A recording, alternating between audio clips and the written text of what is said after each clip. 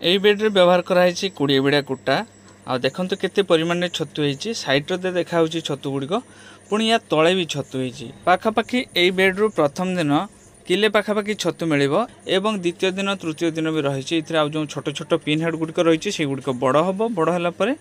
काली परदिन आड़े तोड़ा हम ये व्यवहार कराई 200 ग्राम स्पन तो ये गुड़िक केते परिमाण से गुड़े खाली देखी नियंतु आउ गुड़िक आम अमल करवा दर्शक बंधु जदि आप ठीक ठाक भाव में जदि छतु चाष करेंगे तार जत्न ठीक ठाक भाव में ने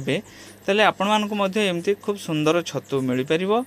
कुटा आपण मानकर जदि भल होता है भल अमल हम लाल स्वर्ण धान कुटारे छतु अमल भल आसता है जदिव आमर यहाँ लाल स्वर्ण नुह यहाँ एमती नॉर्मल कुटारे आम चाष करूँ आमर सेमती कुटा था हूँ तो आहरी किसी अधिक अमल आमको मिली था भिडियोटी आपको केमती लगे कमेंट करके निश्चय जनइबे भल लगे लाइक शेयर सब्सक्राइब निश्चय करेंगे भिडियोटी शेष पर्यंत देखते बहुत बहुत धन्यवाद।